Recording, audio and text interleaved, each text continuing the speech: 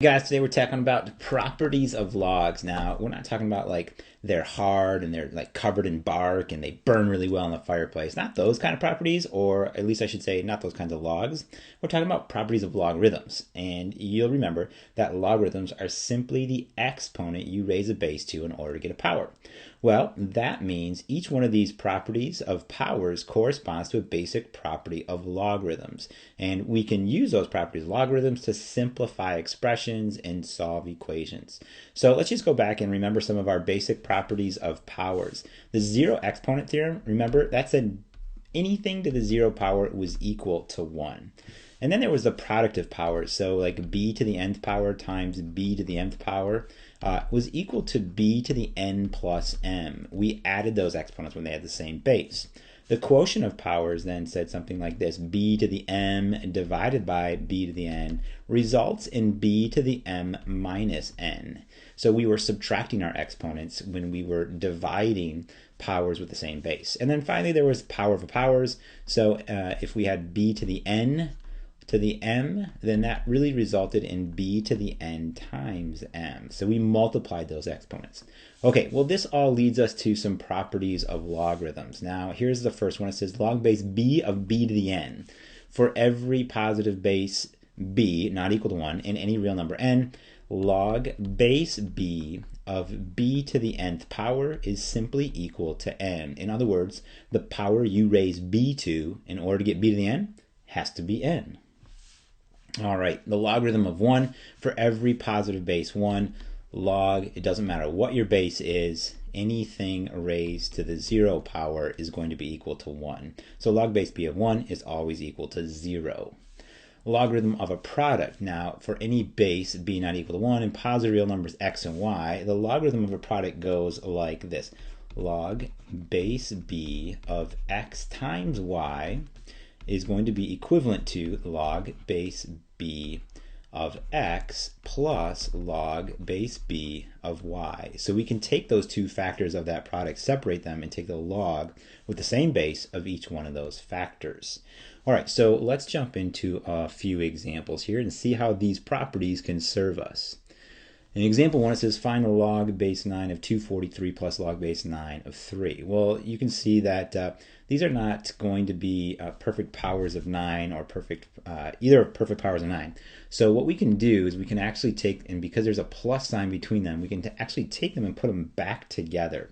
So this is exactly that same property we just took a look at, this logarithm of a product, but now we're going to mash these guys back together. In other words, we're going to say log base 9 of 243 times 3. Now, when we multiply 243 and 3 back together, we actually do get a perfect power of 9, and that comes out to equal 729, I believe. Let me check my notes. Yeah, log base log base 9 of 729. And if we check our power of tables, then we see that this comes out to equal 3. In other words, 9 to the third power is equal to 729. All right, we're going to do the same thing here for this next one.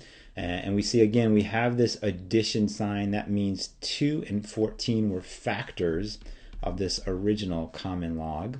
So the common log of 2 plus the common log of 14 is really equal to the common log of 2 times 14, which is 28. And we're saying that that's equal to the common log of m. So m must be equal to 28 if these two are supposed to be equivalent equations. All right, now it says to write log base 6 of 48 as the sum of two logarithms. Well, if it's going to be the sum of two logarithms, then we need to take 48 and think of a few factors of 48.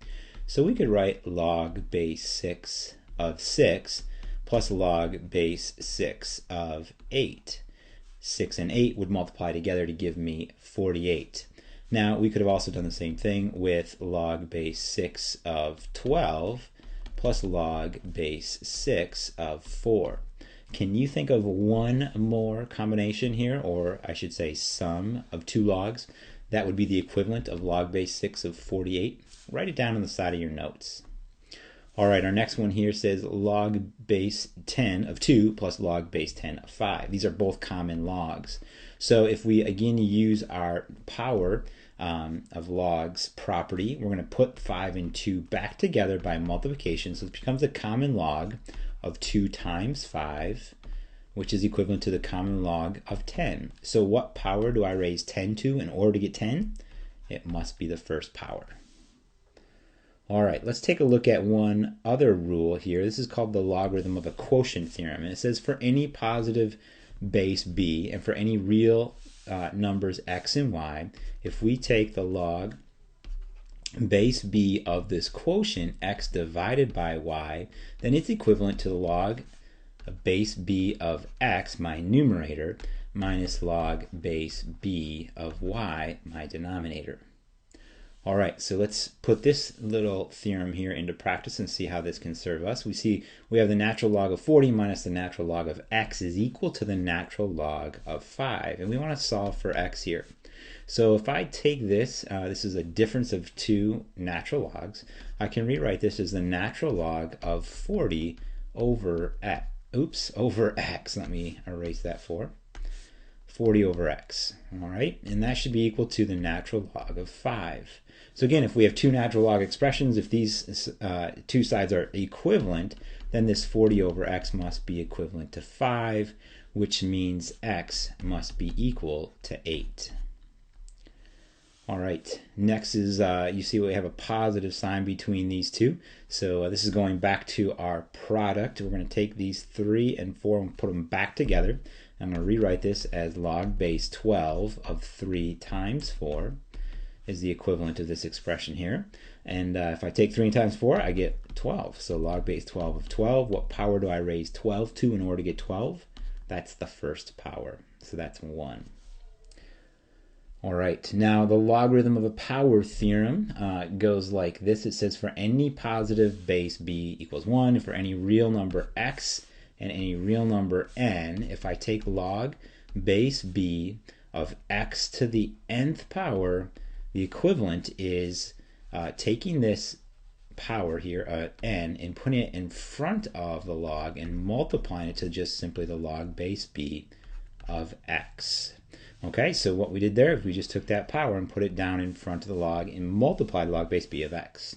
So let's see how that works in a few equations here. Now notice that we're doing a combination of all of these quotient, powers, and product. So it says we want to solve for d here. It says log d is equivalent to 3 times log 2 plus log 7 minus log 4. All right, so this plus sign means that 2 and 7 must be multiplied, but this minus sign means that the 2 and 7 must be divided by 4, and this 3 means that it must have been a power on 2. So here's how we're going to rewrite this. This is really equivalent to log of 2 to the third power times 7, all divided by 4. And this was equal to log d. Okay, now let's simplify what's inside our parentheses here. 2 to the third power is 8. 8 times 7 is 56. So this is really log 56 over 4. The equivalent of 56 over 4 here is 14. So this is log 14 is equal to log d. So d in log 14, or log d and log 14 are equal to each other, and therefore d must be equal to 14. So that seemed a little bit confusing. Don't worry about it. We're going to do another one right now. If you take a look here, it says solve for k. Log k is equal to 2 times log 5. So that means if we take our power theorem, that power would be really 5 squared. Plus log base 6 minus log 3. So it's really the same as the top one up above here. So we're going to rewrite this as log k is equal to log of 5 squared times 6, all divided by 3. 5 squared is 25. 25 times 6 is 150. And so really this is equivalent of log 150 over 3, which we know is equal to 50. So k must be equal to 50.